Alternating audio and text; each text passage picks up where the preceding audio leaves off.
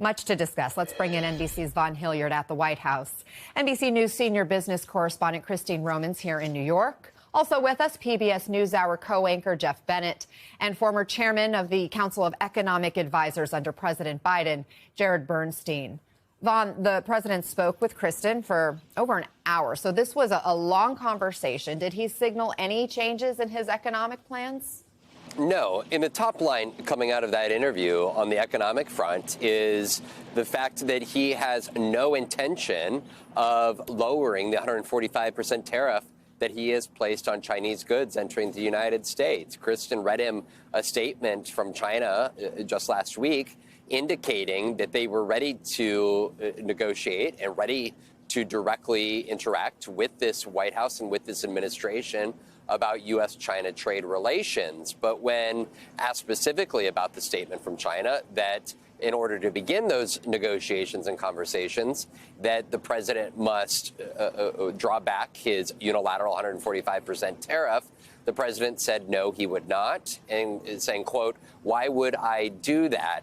And later on in his comments, he went back to two examples. One suggesting, why does an American girl need $30 when she can have $3? Or why does a kid need 250 pencils when they can have 5 pencils? Suggesting, not explicitly, but through the examples provided, that Americans could anticipate either a higher price of goods or a lack of goods available to them on the shelves in stores in the months ahead.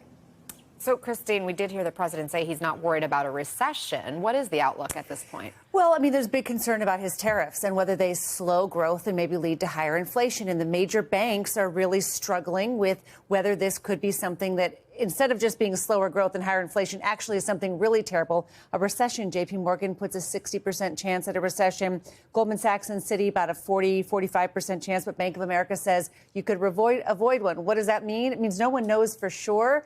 But we're not debating how blockbuster the economy is. We're debating how bad the pain will be in the near term as the president, not only his tariffs, but the way he's rolling them out and the uncertainty. At the beginning of July, we don't know what tariffs will be on a bunch of countries unless he has 100 and some deals, right? So there's still uncertainty over everything. That's right. So much uncertainty. And Jared, President Trump insists this is an economic transition period.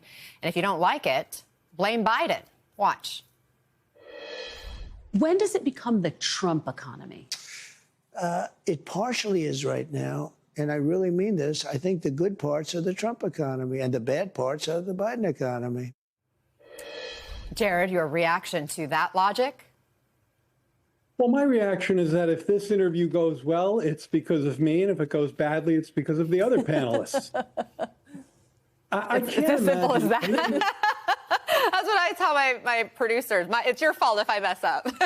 I can't imagine anyone hearing that thinking it's anything other than ridiculous. Now, that said, there's always a good question as to what kind of impact presidents are really having on the economy. I mean, they do claim credit for good stuff and try to avoid the bad stuff.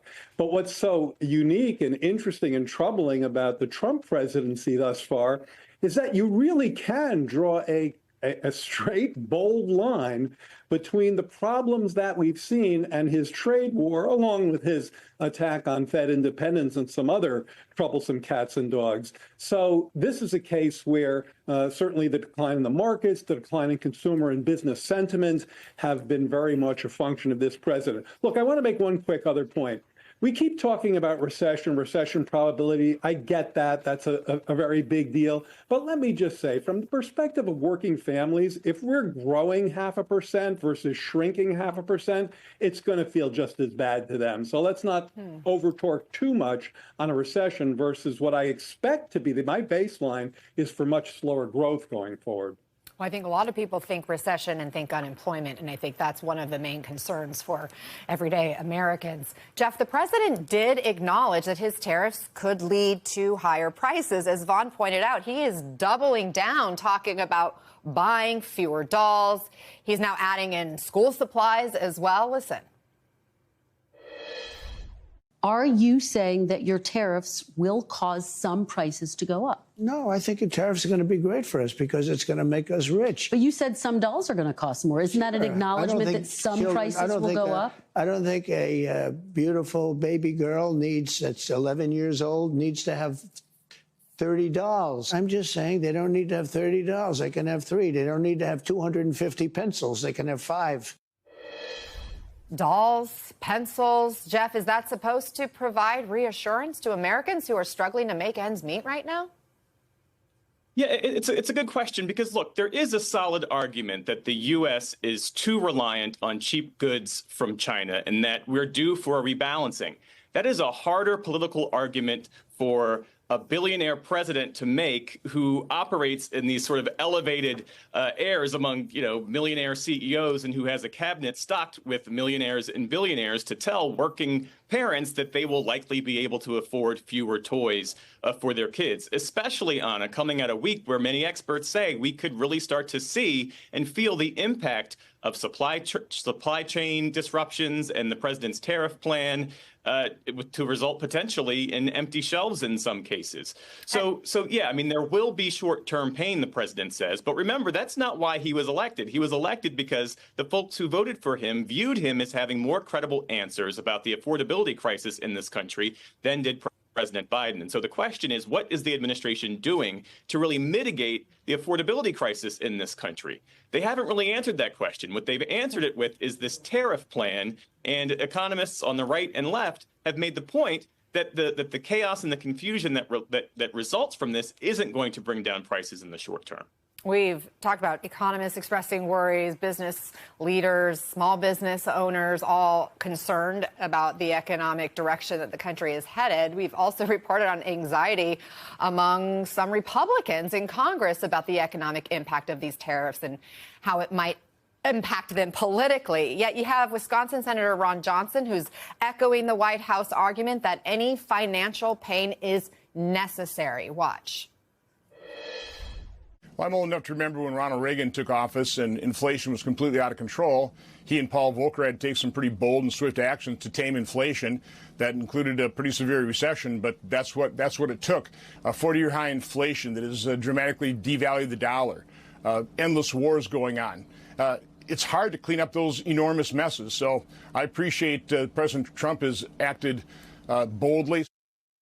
Christine, is that an accurate reading? I seem to recall that the value of the dollar, for example, has declined since this tariff action. Well, and also this period of uncertainty that's concerned both the dollar and bond investors is caused by the president himself. They're not reacting to something external, but it's something that was caused internally by the president's own behavior. And invoking Ronald Reagan is so interesting because Ronald Reagan famously, I think in 1987, talked about how tariffs are a sign of stupidity and weakness, not strength. I mean, I think he said global trade, you're in the same boat. If your trading partner fires a hole in the boat, you don't fire back another hole in the boat, you both get hurt. He said that's not being strong in global trade. So it's interesting to use the Ronald Reagan analogy. It sounds like what he's doing is preparing us for a recession. If there's a recession, in his view, it would be worth it. And Jared, President Trump said his tariffs could be permanent. He also ruled out exemptions for small businesses, claiming they're not going to need it.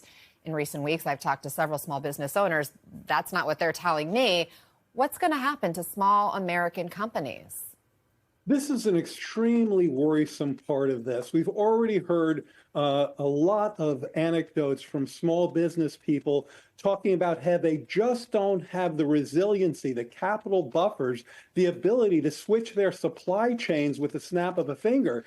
And I think we're going to see significant bankruptcies among businesses unless they dial back. And some of the discussion with Kristen Welker was discouraging in this regard because, in fact, the White House has been dialing back. They've been dialing back fairly consistently and even making some sounds about doing so with the China tariffs. Look, I agree with someone who said earlier in this discussion that China has long dumped in an unfair way below-cost goods into our country, and that's hurt our manufacturers. But you can't go to a full stop. There has to be a much more gradual approach to dealing with this, or you're going to hurt the most vulnerable businesses in this country, which, of course, are our small businesses. Jeff, even America's biggest companies have been sounding the alarm. President Trump said he would call CEOs when he disagrees with their decisions, like what we saw with Amazon's Jeff Bezos last week. Do CEOs trust the president at this point?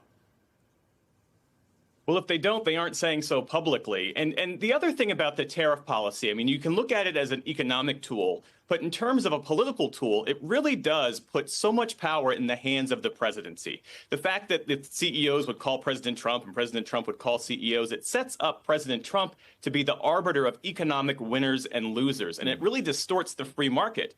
And there are, conservatives dating back generations who would say that is not really what conservatism is about. That is not what free market capitalism is about. And so, it really is just another way in which Donald Trump has remade the Republican Party and conservatism in his own image to where Republicans aren't really speaking up about that. He has really changed the way the economy and the market operates.